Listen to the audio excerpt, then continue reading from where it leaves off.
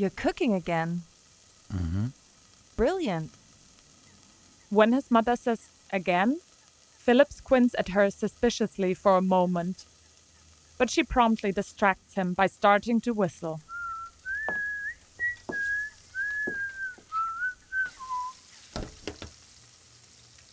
Are we going to cook together today?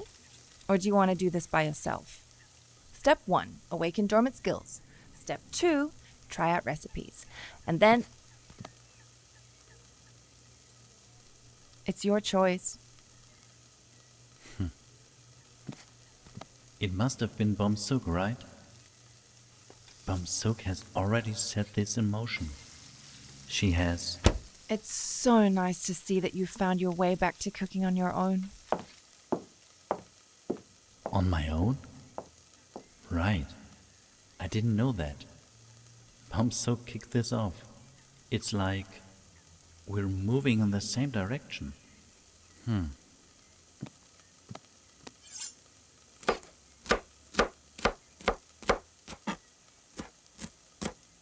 Bom-Sook is my companion in a weird, twisted way.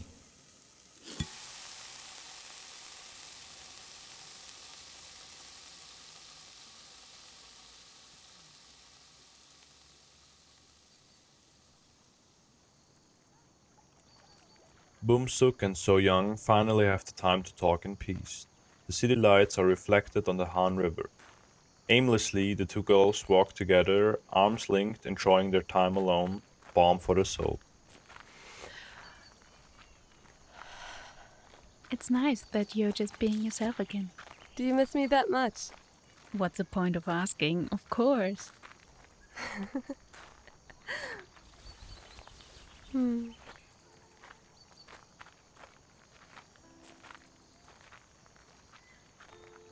Hey, over there, a bench.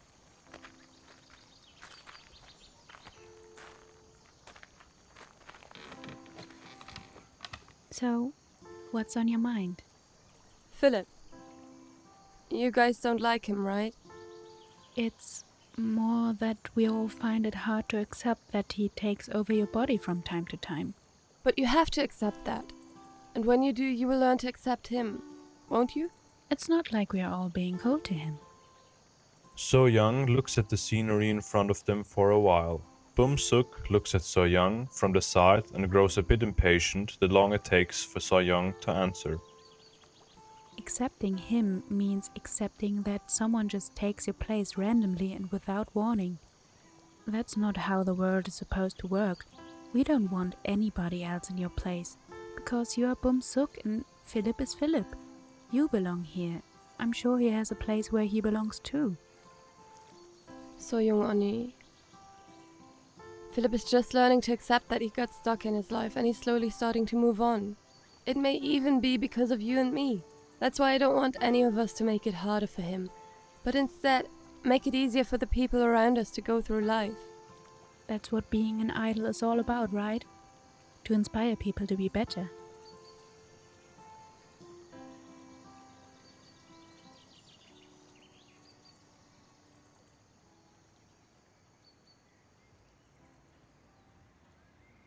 Philip's room looks the same as always. Clothes are lying around, dust is on the bookshelves, and his desk is full of stuff. Philip enters his room with an empty laundry basket and looks around. He begins to pick up whatever is right by his feet. There are paper rolls, dust bunnies, and clothes.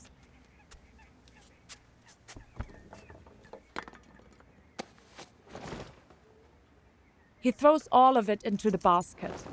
When the worst is gone, he looks at the desk. Immediately, he changes his mind and focuses instead on Mr. Otter and the bed. A brief smile plays across his face, and he pats Mr. Otter on the head. Then he begins to strip the bed.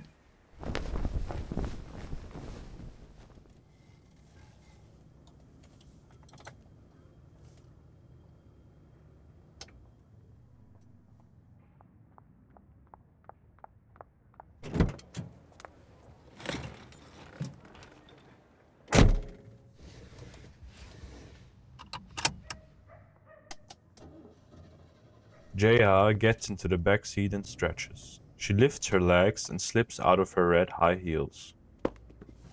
She drops them one by one with a satisfied grin on her face, and then she yawns with her mouth wide open without covering it.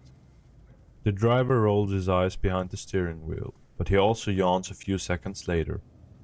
Why am I stuck here? This has been your job for years. I don't mean the driving, I mean the babysitting. Yehua, does Bom-Sook seem weird to you these days, too? Yep. Isn't there anything you can do about it? Why? Because you're the oldest. And as one of the members, you can get to her much better. She's old enough to take care of herself. What did I ever expect from you? You're clearly acting like the youngest. We all had to be old enough early enough and represent ourselves. That's why we're free to be childish if we want to be, okay?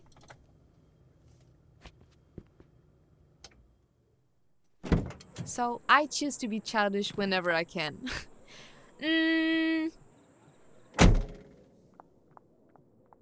All things considered, she does sound like a grown-up every now and then.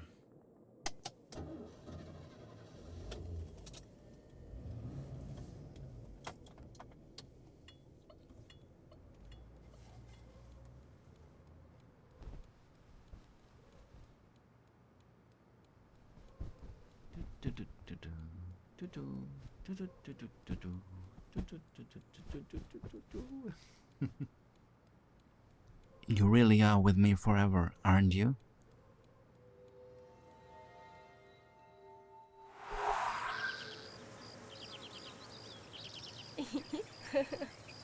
Philip stands in a field on a beautiful day and turns around to Cosmo and Emily.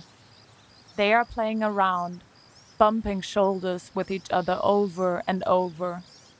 Their attention belongs to Philip, but they are in tune with one another as well. Philip smiles at the sight of them. What's going on?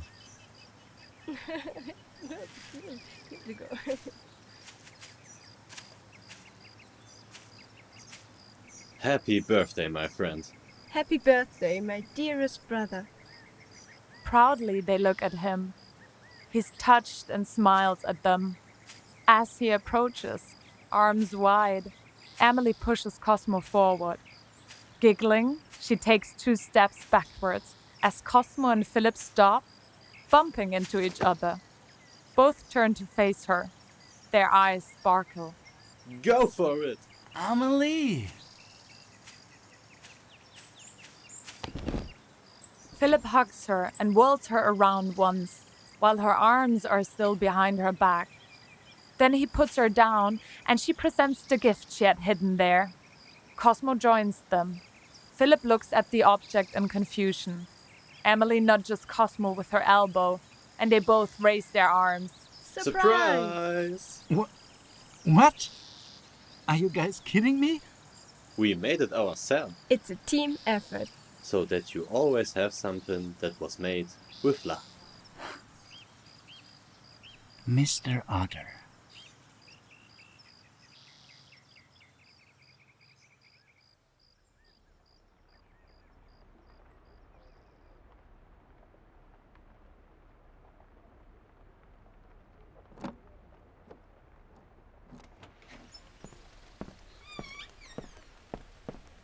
It's already very late. Jaya drops her things one by one on her way in.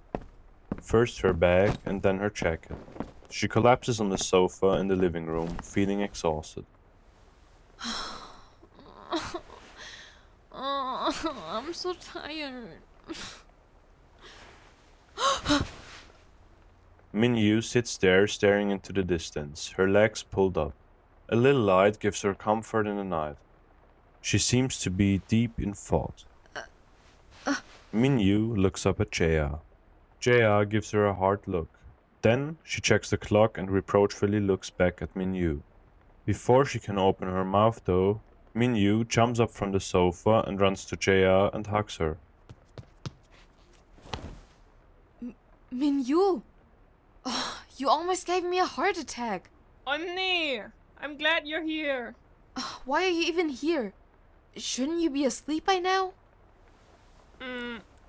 Maybe. I've been waiting for you. Why?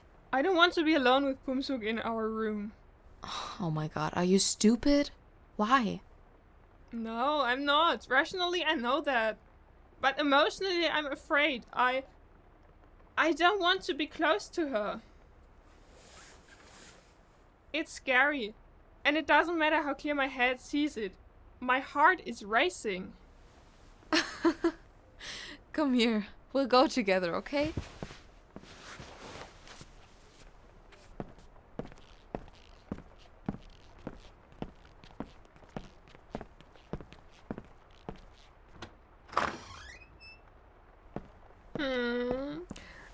Why are we at Bom-Sook's bedside now? Our beds are over there. Do you want me to tap her? What's your problem?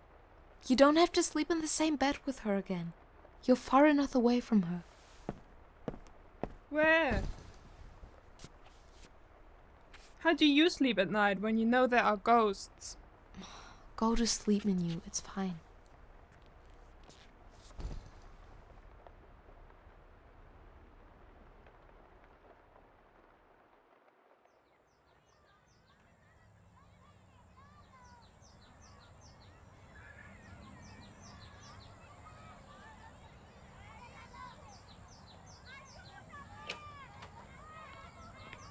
Philip stands in front of his house in gym clothes.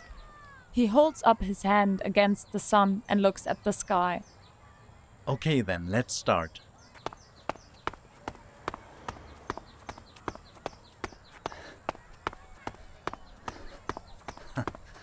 It's so much easier now. And I even enjoy it.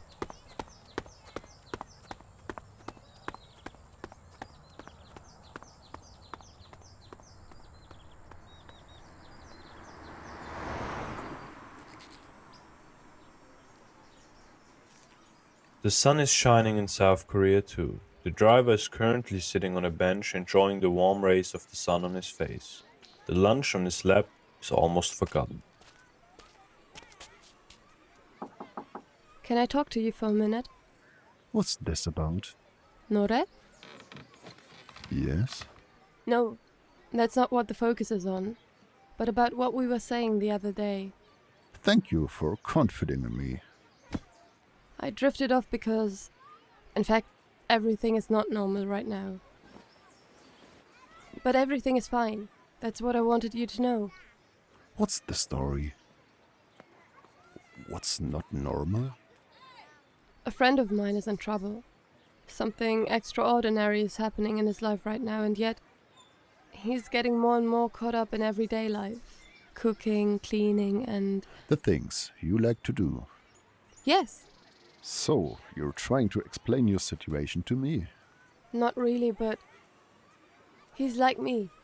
Then I'm sure he's very lucky to have you around.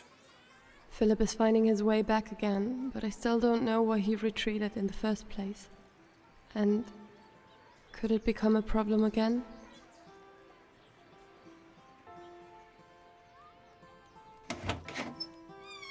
Emily walks over to Philip's desk.